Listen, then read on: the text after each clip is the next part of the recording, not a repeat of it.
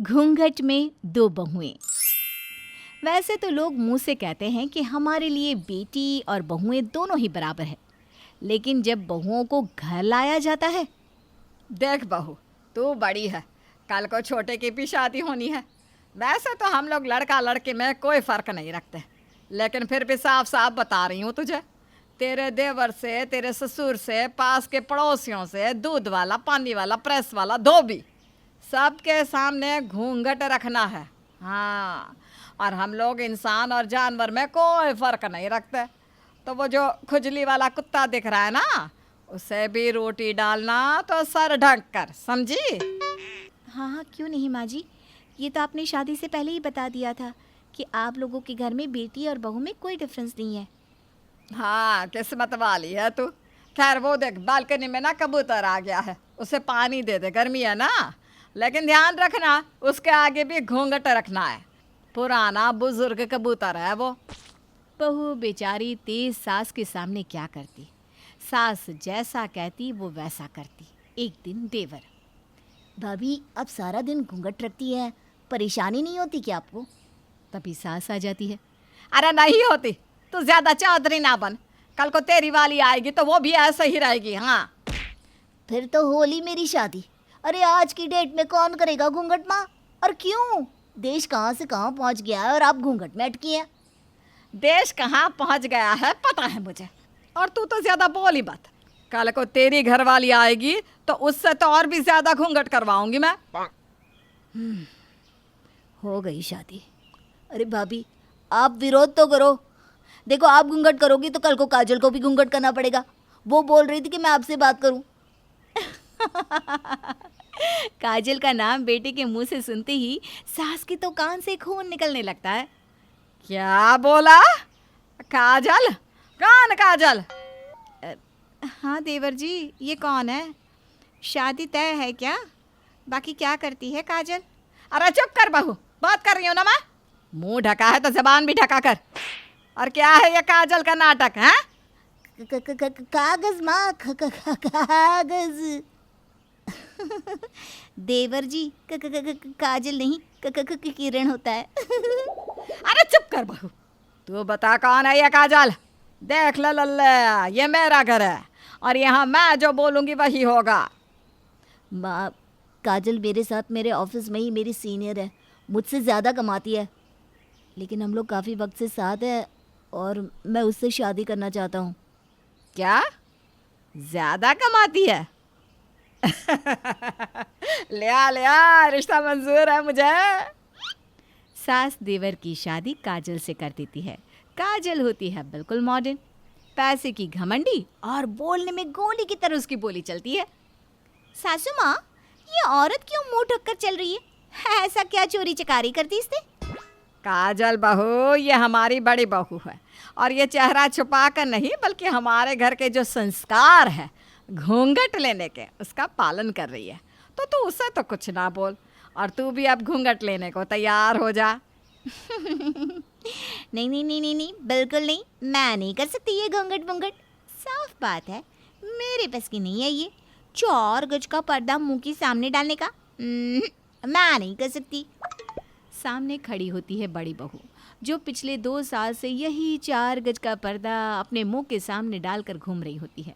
सास उसे देखती है और, अरे तू क्यों खड़ी है यहाँ? है कमाती है ये, तू क्या करती है जो इसे देख रही है? जा अंदर। माँ जी, लेकिन वो सही तो बोल रही है, कितनी मुसीबत है इस घूंघट के कारण।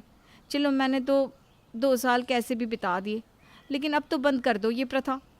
हाय हाय, बंद कर दो प्रथा? अरे खाना ना छोड़ दे, सोना ना छोड़ दे, तू ये लिपस्टिक लगाना ना छोड़ दे, वो तो नहीं छोड़ सकती। फिर यह क्यों?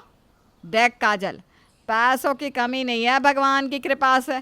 इस घर में रहना है तो दोनों बहुओं को घूंघट करना होगा, नहीं तो निकलो यहाँ से।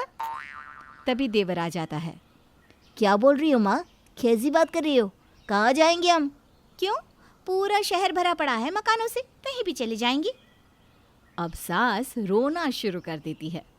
अरे मेरे जी तेजी मेरे बेटे को मुझसे दूर करने को राजी है, लेकिन एक घूंघट नहीं लिया जा रहा इससे। अरे जा बेटा जा, कमाओ बहू लाया है तो वही करेगी ना, ये जा जा जा। छोटी वाली तो सास की चाल समझ रही होती है, लेकिन बड़ी, उसे तो सास बेचारी लगती है। सासू माँ प्लीज़ मत रोइए। काजल कोई बात नहीं, माँ जी हमारी माँ जैसी तो है, वो रोएंगी तो सही नहीं है ना। काजल पति को दिखती है जो माँ के बिना नहीं रह सकता, फिर दिखती है बड़ी भाभी को जिसे सास ने 2 साल से पागल बना कर रखा है। भाभी आप परेशान मत होइए, अब तो इस घूंघट से मैं आपको भी छुटकारा दिला कर रहूँगी। क्या बड़बड़ा रही है बहू मानी मान? कुछ नहीं, यही कि न जाने अब क्या ही करा कर रहेगा ये घूंघट। अब आई ना बिल्ली लाइन पर। सास जो अभी तक घूंघट के लिए दहाड़े मार मार कर रो रही थी, अब गब्बर की तरह हंसने लगती है।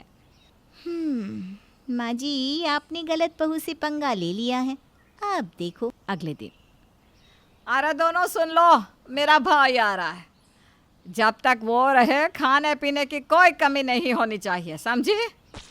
दोनों बहुएं हाँ में हाँ मिला देती है किचन में। देखो तुम ना किचन संभालना, मैं सबको खाने पीने को दूंगी, क्योंकि तुमको आदत नहीं है ना घूंघट में, कहीं तुम गिर ना जाओ।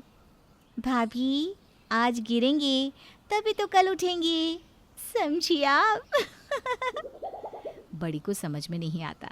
मामा ससुर बैठ जाते हैं और बहू पहुंच जाती है गर्मा गर्म चाय के साथ।